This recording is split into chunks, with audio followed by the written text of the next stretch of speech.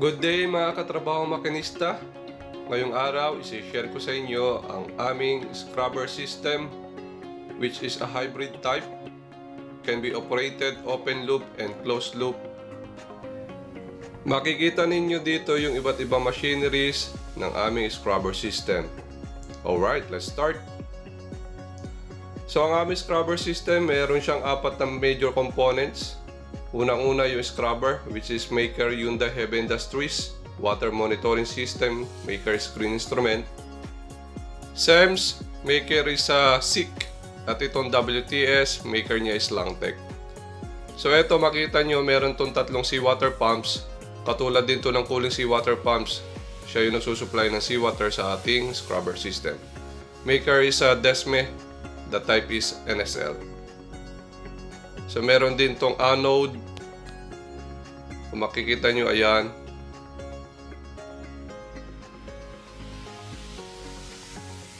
So yung nagko-control dito sa seawater pumps ng aming scrubber is the variable frequency drive. So itong variable frequency drive, siya yung nagko-control sa speed ng aming motor or ng bomba na nakadepende naman sa load ng scrubber. So next machinery is the water monitor system. Meron tong 1 and 2. Number 1 is the inlet, number 2 is the outlet. So ang pinaka-principle nito, ito yung pinaka-sampling water. So the number 2, meron tong tatlong sensor. Kung ayan makikita nyo, minomonitor niya yung pH, turbidity at saka yung pH.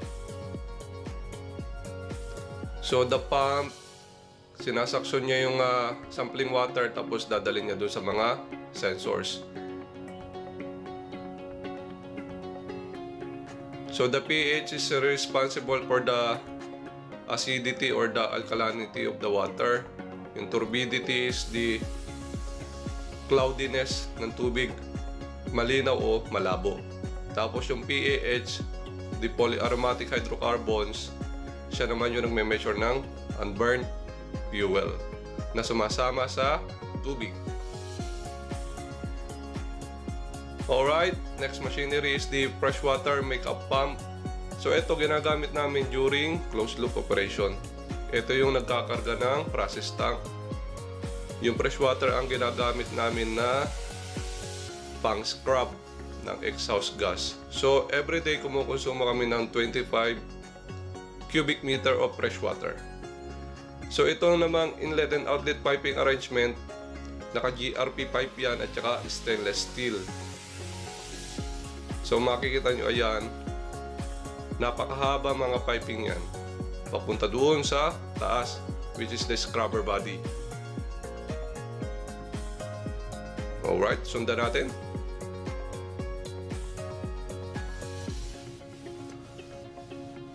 So ganyan kalalaki yung tubo nitong scrubber system namin. Alright, let's go up.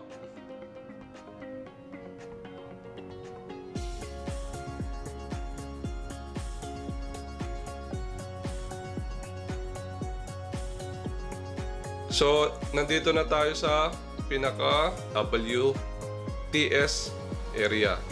So dito makikita natin tong closed loop circulating pump, ginagamit din to during closed loop operation. So is makers din niya is Desme.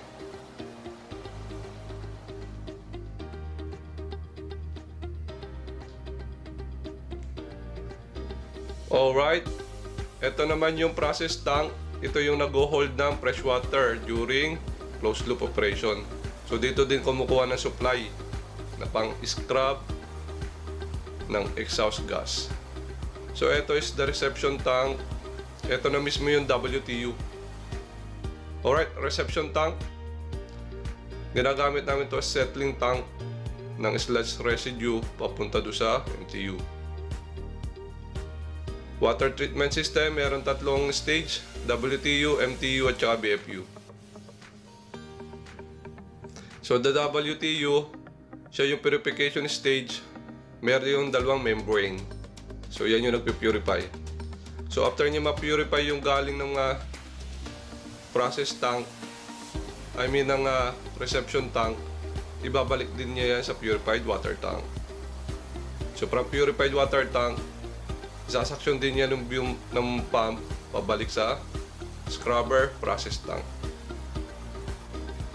Alright, let's continue.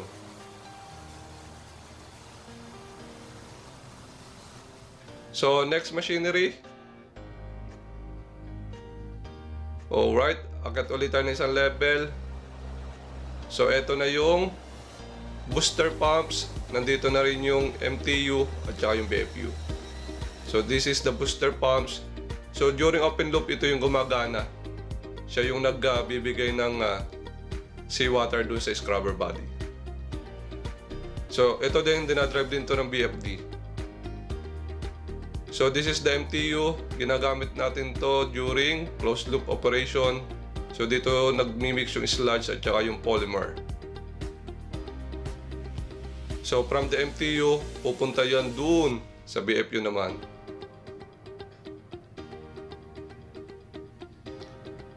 So eto na dosing line. So during closed loop, ito ginagamit namin na alkaline material para maging alkaline yung tubig uli. So during open loop, yung natural alkalinity level ng seawater, enough na yung para pang scrub sa exhaust gas. So during closed loop, eto naman ginagamit namin itong heat exchanger na to para palamigin yung fresh water. Yung ng seawater nagiging silbing cooling liquid na lang. So this is the BFU. So dito yung filtration stage. Ayan, ganyan yung itsura yung magiging dry sludge or carbon residue.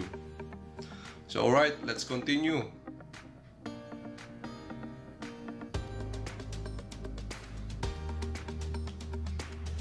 So alright, akyat ulit tayo ng isang level. So sa level na to, nandito na mismo yung WMS1. So yung WMS1, minomonitor or minimeasure niya yung pH and turbidity ng inlet water papunta sa scrubber body. So ito yung pinaka-scrubber body outlet or drain line. Ganyan kalalaki yung tubo na yan.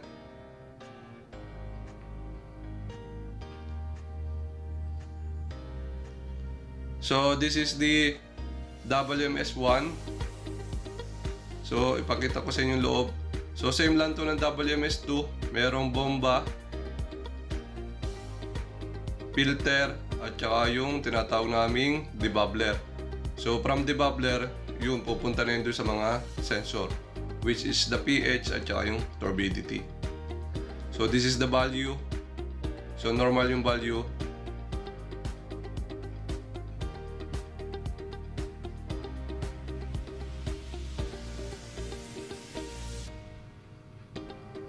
So ayan, kung makikita nyo, pH at saka turbidity sensor lang. Walang PAH. Alright, ito na mismo yung pinakaitsura ng scrubber body. Ganyang kataas ang aming scrubber body. Stainless steel yung material nito. So ayun, hanggang dun kataas yan. So itong scrubber body, may tatlong zone ito. Ito yung demister zones, packing zone, at saka yung quenching zone. So makita nyo, ayan sa picture. Ganyan yung itsura. Alright, so ito naman yung pinaka washing or yung flushing ng aming scrubber. So ito kung makikita nyo, ayan, napakadaming exhaust gas ducts yan. So yun yung itsura. So bale yung exhaust gas na galing sa main engine at saka auxiliary engines, yan pumapasok sa scrubber body. Ngayon yung seawater, siya yung mag-scrub ng sulfur, carbon dioxide, nitrogen. So mainly yung lumalabas na usok na lang dito is parang steam na lang. Kakaunti na yung gas emission na lumalabas sa hangin or sa atmosphere. So ito, ceiling air fan. So punta naman tayo sa mga next machineries. Ito, meron tong damper, bypass damper. So, iba't ibang uri ng mga damper, which is pneumatically controlled. So, next, ito naman yung nagmo-monitor ng gas emission. Continuous Emission Monitoring System or CEMS. So, ayan, meron yan listahan ng daily, weekly, at saka monthly, at saka yearly job. So, buksan natin. So, ganito ang itsura nito sa loob. Meron itong gas analyzer at saka electronic control. So, galing sa taas, ibabato dito yung sample exhaust gas. Siya yung magme-measure. So, bali, mini-measure nito yung CO2 at saka yung sulfur emission. Yan yung pinaka-purpose nitong CEMS. With regards to MARPOL Annex 6. Alright, next machinery. Ito naman yung NAO dosing station. So, ito yung nagdo-dosing ng alkaline sa ating system during closed loop operation. So, sa principle, pag acid na yung tubig, kakainin niya yung bakal. So, ito yung nag-neutralize para maging alkaline uli yung ating tubig. So, alright guys, hanggang dito na lang uli. Sana may nakuha kayong idea about sa scrubber system, which is hybrid type. Alright, thank you very much guys. Please follow my Facebook account. And please subscribe to my YouTube channel. Buhay Makinista, Trabaho Makinista. Alright, thank you.